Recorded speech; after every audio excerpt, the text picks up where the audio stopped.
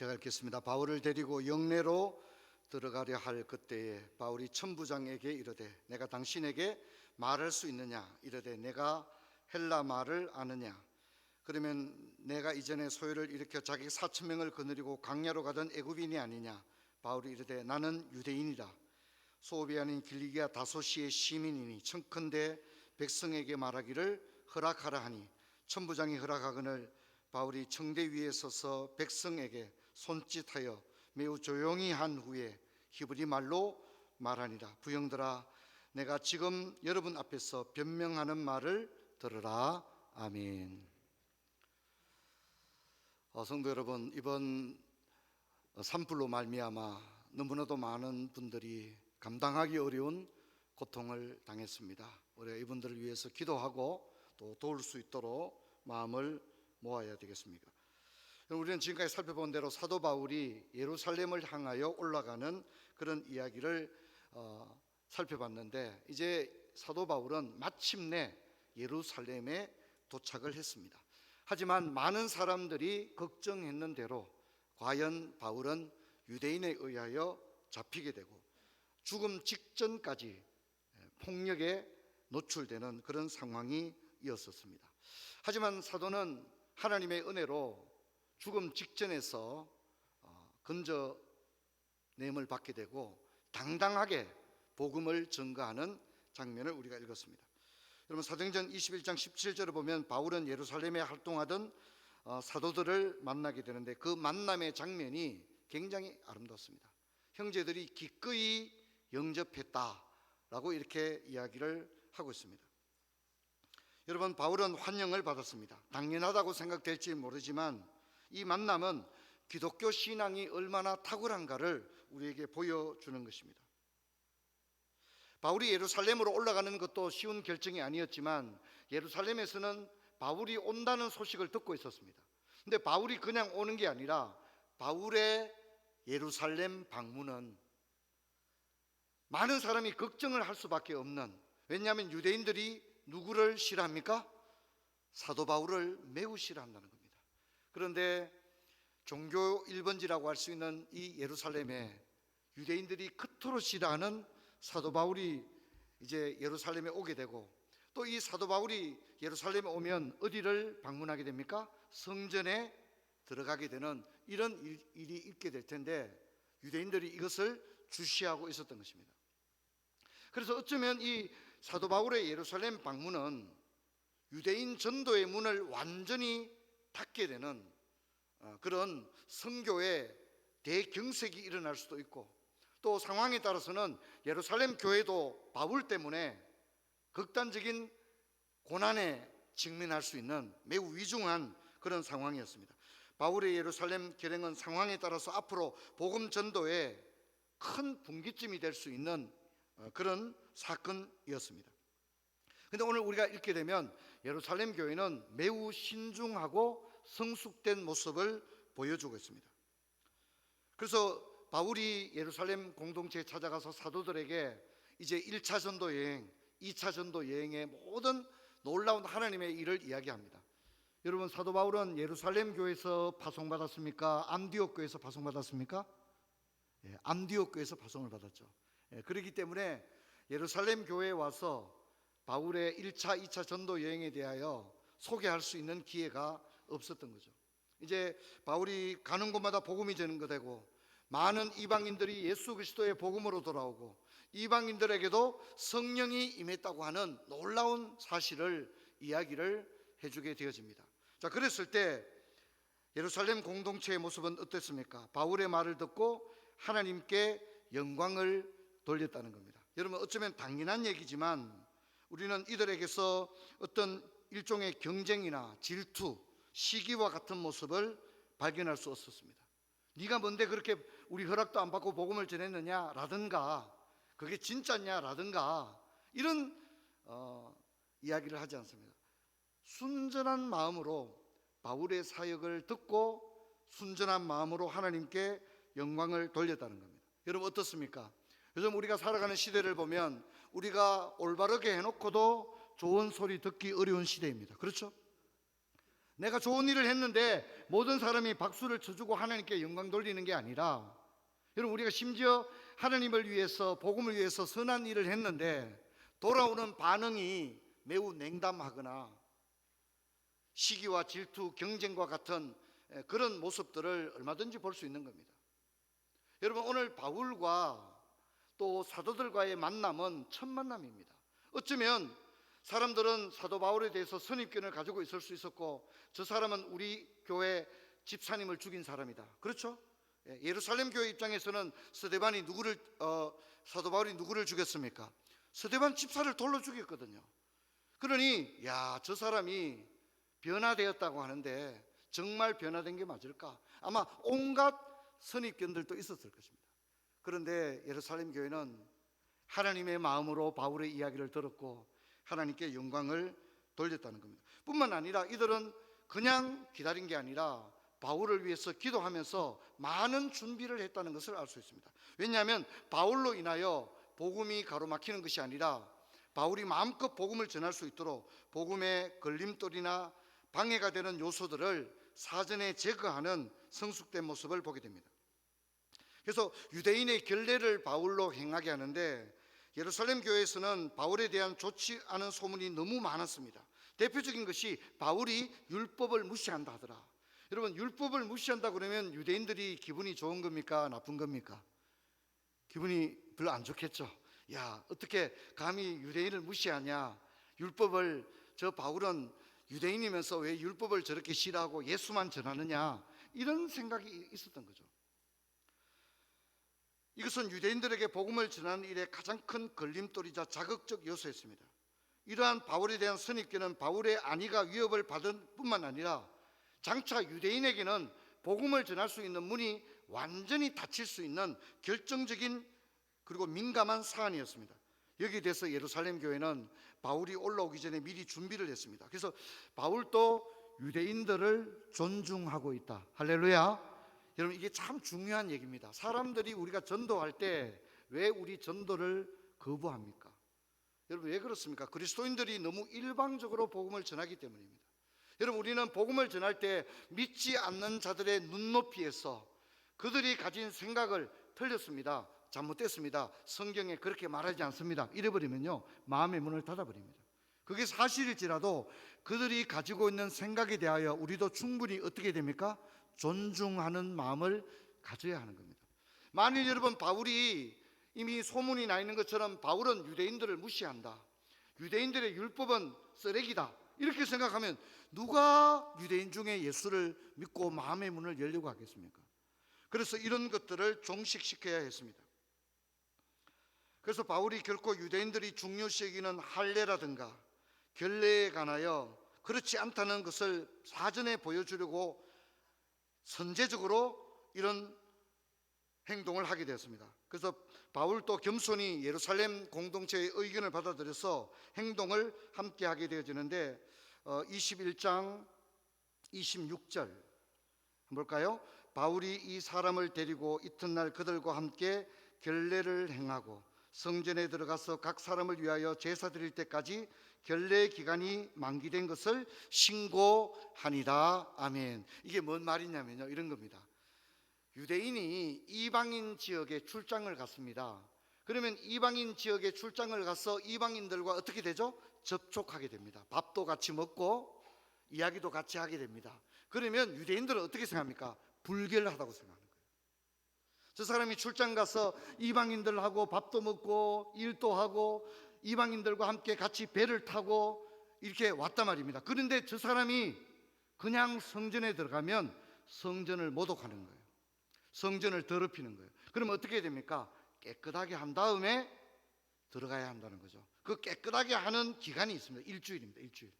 일주일을 가서 우리로 치면 우리 여행을 갔다 오고 난 다음에 우리 입국 신고서 쓰듯이 성전에 들어가서 어떻게 해요?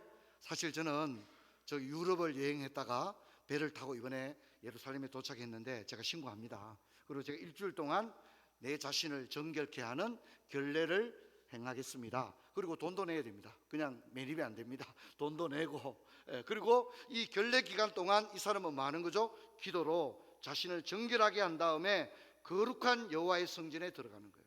그래서 그러면 마지막 날 이렇게 하고 난 다음에 마지막 날 여덟째 날은 이 사람이 이렇게 결례를 행했다는 것을 증명하는 게 뭐냐면 마지막 날 머리를 깎는 거예요.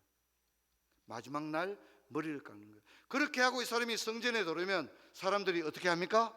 야, 저 사람은 경건한 유대인이다. 이해하시겠죠? 참 경건한 유대인이고 외국에 갔다 와서 자진 신고하고 일주일 동안 결례의 시간을 거친 다음에 머리를 깎고 성전에 들어오면 이 사람들 어떻게 생각합니까? 야, 진짜 저 사람은 유대인이다. 그리고 여호와를 두려워하는 자이다. 이렇게 생각합니다. 그러면 이제 이렇게 할 때 이런 사람의 하는 말에 대해서 그들이 어떻게 합니까? 마음의 문을 열고 청종하게 되는 거예요. 그렇지 않다면 바울이 전하는 복음을 이 사람들이 들으려고 하겠습니까? 하지 않겠습니까? 하지 않는 거죠. 그래서 바울은 여기 여러분 사실 복음 안에서는 굳이 이렇게 할 필요가 있어요, 없어요? 그럴 필요가 없죠. 복음으로 본다면 굳이 뭐 머리 깎고 그럴 필요가 없다는 겁니다. 속된 것이 없는 거죠. 근데 바울이 기꺼이 그렇게 했다는 겁니다. 그래서 왜냐하면 유대인들에게 복음을 전하기 위해서라면 유대인들을 어떻게 한다고요? 유대인들의 문화와 그들이 중요하게 여기는 것에 대해서 어떻게 한다고요? 존중하는 마음을 가지고 그들에 대하여 기꺼이 존중하는 마음을 가지는 거죠. 바울이 그렇게 했습니다.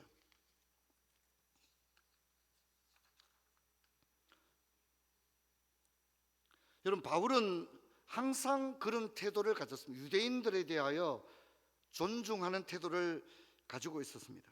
그래서 우리 성경 한번 볼까요? 사도행전 18장 18절. 바울은 이전에도 결례를 행한 적이 있었습니다. 바울이 더 여러 날 머물다가 형제들과 작별하고 배 타고 수리아로 떠나갈새 브리스길라와 아굴라도 함께 하더라. 바울이 일찍이 서운이 있었으므로 갱그리아에서 뭐라고요? 머리를 깎았더라. 이것은 결례를 행했다는 거죠.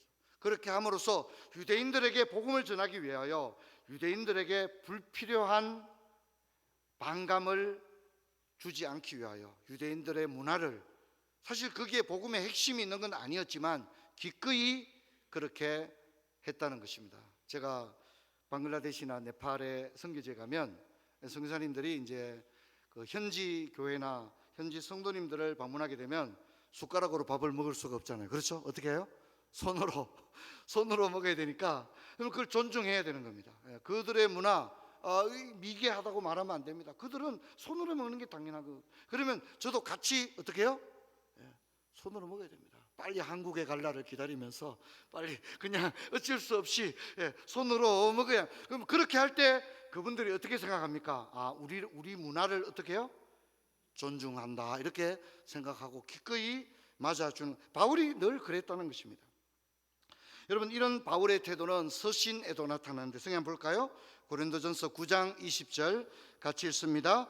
유대인들에게는 내가 유대인과 같이 된 것은 유대인들을 얻고자 하며 율법 아래 있는 자들에게는 내가 율법 아래 있지 아니하나 율법 아래 있는 자들을 얻고자 합니다. 그랬습니다. 바울은 심지어 그렇게 말하죠. 나는 자유자지만, 나는 로마 시민권자지만 나는 복음을 위하여 종이 되었다라고 말합니다. 복음을 위해서라면 로마 시민권자인데도 나는 기꺼이 저 사람들의 노예가 되었다, 종이 되었다. 바울이 그렇게 이야기를 합니다. 성도 여러분, 우리는 예루살렘 교회와 바울의 모습에서 무엇을 느낍니까? 여러분, 이들은 복음이라고 하는 본질에 관해서는 확고한 십자가와 부활에 대해서는 조금도 타협하지 않았지만 그 외에 유대인들의 관습이라든가 유대인들이 중요하게 여기는 문화적 요소에 대해서는, 이런 비본질적인 부분에 대해서는 매우 유연한 태도를 가지고 있었다는 것입니다. 여러분, 이것이 중요합니다. 여러분, 사람들은 문명과 문화의 신념을 가지고 있습니다. 동일 문화권 안에서도 각기 다른 배경과 상황을 가지고 있습니다. 그래서 공감을 얻고 공감대를 형성하는 게 쉽지 않습니다. 여러분, 우리가 복음을 전할 때 많은 장애물을 만납니다. 복음 전파의 장애물이 뭐가 있습니까? 먼저 사람들의 선입견이 있습니다. 예수 믿는 사람들이 말을 많이 하면요 전도에 거의 실패할 확률이 높습니다. 가뜩이나 말 많이 하는 사람들인데 여러분, 말로 다 하려고 해서는 안 됩니다. 어떻게 됩니까? 들어줘야 합니다. 그 사람의 이야기를 충분히 들어주는 것. 들어줄 때 사람들이 뭐라고 느낍니까? 이 사람이 나를 존중하구나, 내 말을 들어주는 걸 볼 때 이 사람이 나를 존중하구나, 그렇게 생각하고 마음의 문을 열고 우리가 하는 복음에 관한 이야기도 그들이 기꺼이 경청하게 되는 것입니다. 그리고 많은 사람들은 저마다 가치관이 다릅니다. 무엇을 중요하게 여기고 덜 중요하게 여기는 그들의 가치관이 있습니다. 그러면 선생님, 그건 잘못된 것이에요, 버리세요, 잘못되었어요, 그러면 안 됩니다. 여러분, 그들이 지금까지 가지고 있는 그런 가치관은 존중해 줄 수 있어야 되고 이해해 줄 수가 있어야 하는 것입니다.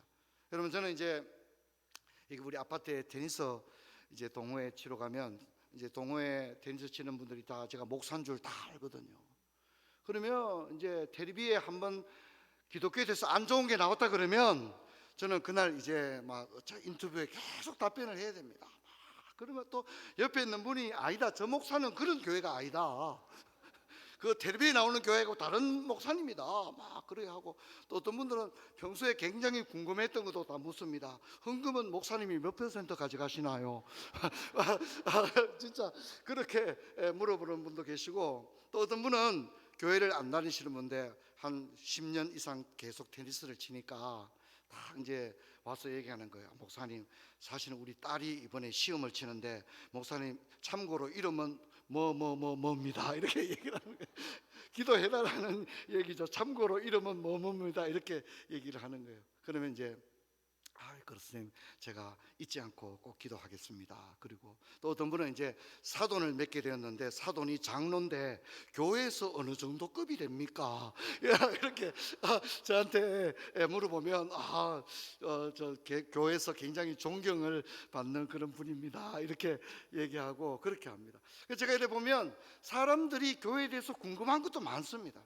그런데 그들은 대부분 뭡니까? 사실 선입견을 많이 가지고 있고 그들만의 가치관을 가지고 있는데, 여러분, 거기서 싸워가지고는요, 싸움에서는 승리할 수 있을지 몰라도 복음은 도무지 전할 수 없습니다. 그리고 이제 그분들이 교회에 대해서 안 좋은 얘기를 하면 그게 아니고 이러면 안 됩니다. 제가 그렇게 교회에 대해서 안 좋은 게 많지 않습니까? 사실이지 않습니까? 그러면 그분들이 교회에 대해서 안 좋은 얘기, 들었던 얘기 하고 이러면 제가 얘기합니다. 죄송합니다, 교회가 세상의 빛과 소금이 되어야 되는데 그렇지 못한 점이 많은 것에 대해서 제가 정중하게 사과를 드립니다. 제가 꼭 그렇게 얘기합니다. 변명하지 않고 꼭 그렇게 사과를 합니다. 그러면 그분들이 참 이렇게 마음의 문을 열고 또 이야기를 들어주고 그렇게 하는 것을 볼 수 있습니다. 그리고 그들은 신념이 있고 또 교회에 대한 두려움이 있습니다. 교회 가자마자 정든 담배를 끊어야 하나 뭐부터 시작해서 온갖 염려가 있고 두려움이 있거든요. 그런 게 있습니다. 그리고 이제 사회적 평판, 김과장 교회 다니나, 이런 것을 또 굉장히 신경을 써야 하거든요. 여러분, 우리는 복음을 전할 때에 우리 전도 대상자들을 사랑하는 마음으로, 그들을 존중하는 마음으로 여러분 우리가 다가갈 수 있어야 됩니다. 이런 복음 전파의 장애물들은 복음을 전할 기회조차 가로막습니다. 그런데 이런 사람들에게 복음 전하는 것 정말 어렵습니다. 마음의 문을 닫고 방어적인 자세를 가지고, 오늘 유대인들이 그런 것입니다. 유대인들이 바울 오기만 해라, 죽이겠다, 이렇게 하고 있는데 어떻게 바울이 복음을 전합니까? 상상할 수 없는 상황입니다. 여러분, 우리는 복음 전파를 위해서 눈높이를 낮추어야 합니다. 또 그들의 이야기를 듣고 이해하려는 마음을 가져야 합니다. 그리고 존중해 줘야 됩니다. 이렇게 신뢰와 공감대가 형성되면 그들이 나도 한번 교회 가보고 싶다, 같이 교회 갈 수 있겠느냐, 그렇게 이야기를 하는 겁니다. 또한 바울과 예루살렘의 사도들은 이방 선교의 기준을 확정하게 됩니다. 유대인들의 눈높이에 대하여 유인한 태도로 접근함과 동시에 이방인들에게도 기준을 정했는데 25절에 나오는 대로 우상의 제물을 먹는 것과 피채 먹는 것과 목매어 죽는 것과 음행을 피할 것을 결정을 하고, 이방인들에게는 까다로운 유대인의 규례를 적용시키지 않고 그들의 문화를 존중하는 것으로 결정을 하게 됩니다. 이렇게 함으로써 예루살렘 교회와 사도 바울과 이방인의 지도자들은 통일된 선교 지침과 복음의 통일성을 이루게 되었습니다. 복음 전도를 위해서 지혜롭게 기준을 정하고 눈높이를 맞추는 장면을 통해 복음을 위해서 얼마나 세심한 노력을 기울였느냐는 알 수 있습니다. 여러분, 한 생명이 태어나는데도 얼마나 많은 노력이 필요합니까? 세심한 준비가 필요합니까? 전도도 마찬가지입니다. 한 영혼이 하나님에게로 돌아오는 일은 어마어마한 일이고 놀라운 일인데, 여러분, 이것은 그냥 뚝딱 되는 일이 아니라 눈물의 기도와 세심한 헌신을 통하여 일어나게 됩니다. 이번에 우리가 복음행동을 통하여 많은 분들이 그리스도에게 돌아오는 역사 있기를 바랍니다. 하지만 바울은 결국 붙잡히게 되는데, 성경 볼까요? 사도행전 21장 27절부터 28절까지 제가 읽겠습니다. 그 이래가 거의 참에 아시아로부터 온 유대인들이 성전에서 바울을 보고 모든 무리를 충동하여 그를 붙들고 외치되, 이스라엘 사람들아 도우라. 이 사람은 각처에서 우리 백성과 율법과 이곳을 비방하여 모든 사람을 가르치는 그 자인데, 또 헬라인을 데리고 성전에 들어가서 그곳을 더럽혔다, 거룩한 곳을 더럽혔다 하니, 이는 그들이 전에 에베소 사람 드로비모가 바울과 함께 시내에 있음을 보고 바울이 그를 성전에 데리고 들어간 줄로 생각함이러라. 아멘. 그러니까 이제 오해한 거죠. 바울이 이제 예루살렘에서 에베소 사람을 한번 만났는데, 이제 사람들이 생각, 야, 저 사람이 저 이방인을 데리고 성전에 그냥 들어갔다, 이런 식으로 이제 오해를 해서 바울이 이렇게 세심하게 준비했음에도 불구하고 이제 바울은 유대인들로부터 반감을 겪게 되었습니다. 또 과격한 유대인들이 아시아에서부터 와서 예루살렘에 있는 바울을 보고 성전을 더럽혔다고 선동을 하고 결국 온 성이 소동하게 됩니다. 바울은 잡히게 되고 성전 밖으로 끌려나가고 유대인들은 바울을 죽이려고 했습니다. 그리고 이 소식은 예루살렘 성전에 파견된 로마군 수비대의 천부장의 귀에 들어갔습니다. 천부장은 급히 군인을 현장으로 파견했고 폭력을 당하고 있던 바울을 가까스로 구하게 됩니다. 로마군 수비대가 바울을 격리했지만 유대인들의 폭행은 멈추지 않았고, 마침내 바울은 로마군 성전 수비대의 보호를 받고 영내로 들어가게 되었습니다. 여러분, 어떻습니까?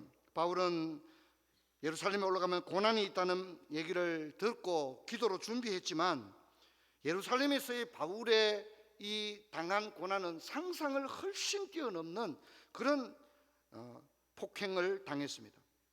로마군 수비대가 출동하여 바울을 건지지 않았다면 바울은 죽음에 넘겨졌을 것입니다. 여러분, 복음을 전하는 일은 이처럼 힘들고 어려운 일입니다. 새벽기도회와 금요 홀파에서도 제가 나눴습니다만, 여러분, 우리는 지금 아르헨티나 부에노스아이레스의 마탄시타 교회를 건축하고 있습니다. 다시 한번 볼까요? 마탄시타 교회를 건축하고 있는데, 여러분, 제가 말씀드렸던 것처럼 지난번 제가 부에노스아이레스에 갔을 때 마탄시타 교회를 건축하는 울타리를 만들 때 호세 루이스라고 하는 페루 목사님이 소천하셨다는 얘기를 했지 않습니까? 그리고 이제 다음 그림 한번 볼까요? 이 예배당은 이제 예배당 안에 저렇게 예쁜 십자가와 또 지붕 위에도 십자가를 만들었는데, 우리 앞에 한번 그림 다시 한번 보십시다.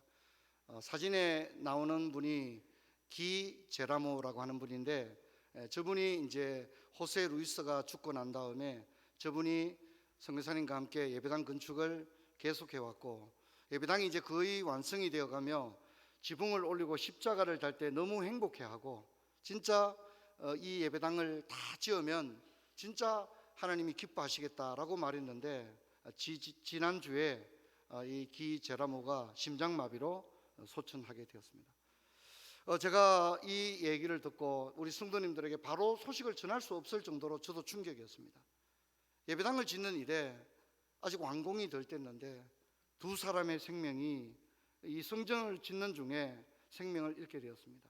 저는 하나님의 뜻이 어디 있는가 좀 생각하면서, 우리가 말은 쉽게 합니다. 땅끝까지 복음을 전한다, 이방 땅에 가서 교회를 세우고 복음을 전한다, 여러분, 말은 쉽지만 이것이 얼마나 어려운 일입니까? 여러분, 우리 예배당도 이곳이 무당집이었고 동네 제실과 당산나무가 있던 곳이었습니다. 이 일대를 마을 주민의 동의를 받아 일대를 다 사들이고 이 예배당을 짓는 그 과정에 우리 교회도 앞장서 수고하시던 장로님 한 분이 먼저 소천하시는 그런 안타까운 일을 겪었습니다. 저는 이번에 마탄시타 교회 이야기를 들으면서 참 두렵다는 생각을 하게 되었습니다.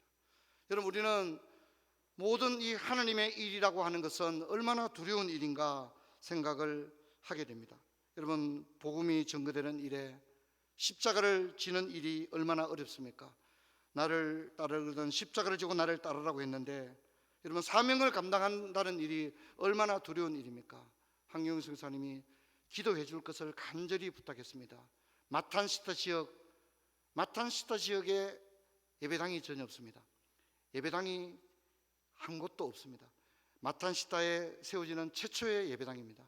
그런데 이 예배당을 짓는 이 과정에 이토록 어려움이 있는데, 성도 여러분, 우리가 기도하고 하나님의 은혜를 구할 수 있는 저와 여러분 되기를 주의 이름 축원합니다. 바울도 그렇습니다. 바울도 예루살렘에 올라가면 환란이 있다고 했는데 상상 이상이었습니다. 바울을 유대인들이 잡아 죽이려고 하는 겁니다. 로마군 수비대가 아니었으면 바울은 찢겨 죽었을 것입니다. 돌에 맞아 죽었을 것입니다. 하지만 하나님의 은혜로 살아나게 되었습니다. 그리고 바울은 자신이 로마 시민권자임을 밝히고 백성들에게 말할 수 있는 기회를 달라고 천부장에게 요구합니다. 그리고는 이제 천부장에게는 헬라 말로, 그리고 백성들에게는 히브리 말로 설교를 합니다. 22장 1절 보면, 부형들아, 내가 지금 여러분 앞에 변명하는 말을 들으라 라고 이야기를 합니다. 바울은 자신이 가진 이중 언어의 능력을 100분 발휘하고 있습니다. 천부장에게 은권을 당당하게 요구했습니다. 자신이 복음 전도를 위해 주어진 환경을 활용하여 복음을 전가합니다.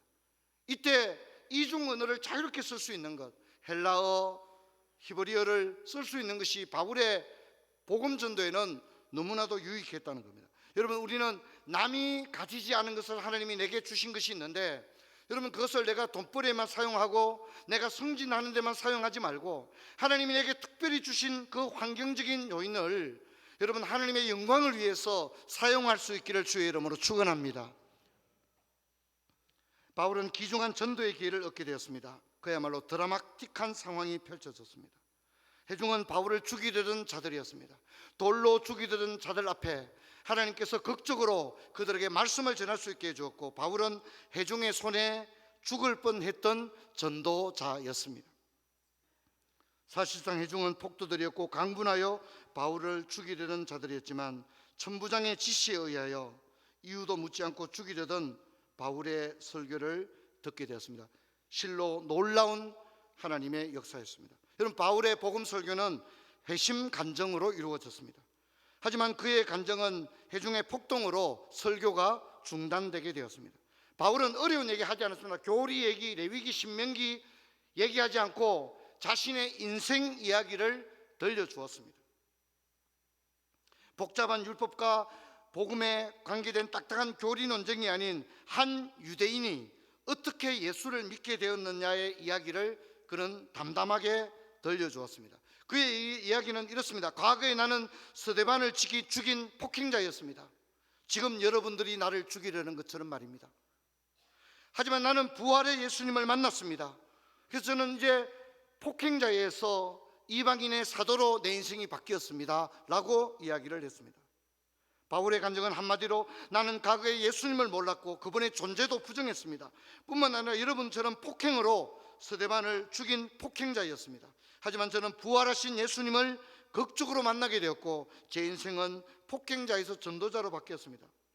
물론 이런 바울의 간증 중에 유대인들은 다시 폭동을 일으킴으로써 바울의 설교는 중단되었습니다.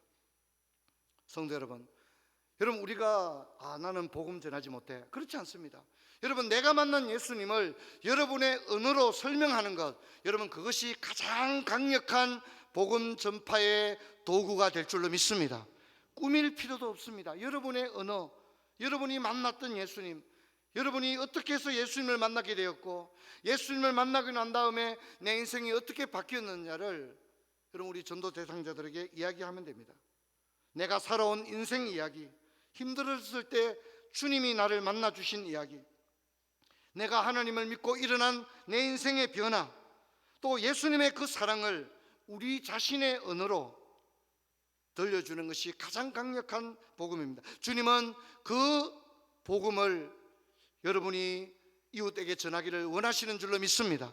그럼 꼭 그렇게 하시기를 바랍니다. 여러분, 복음을 위해서 침묵하지 마시기를 바랍니다. 입을 여셔서 오늘 바울이 복음을 전할 수 있는 기회를 얻었을 때 자신의 인생을 간증하면서 복음을 전했던 것처럼, 여러분 이제 5월 새생명 축제까지는 한 달여가 남았는데 이제 우리는 입을 열고 사람들을 초청하고 기도하고 그들의 손을 이끌고 말씀을 듣는 이 현장으로 인도하는 이제 그런 이 4월 한 달, 그렇게 되기를 주의 이름으로 축원합니다.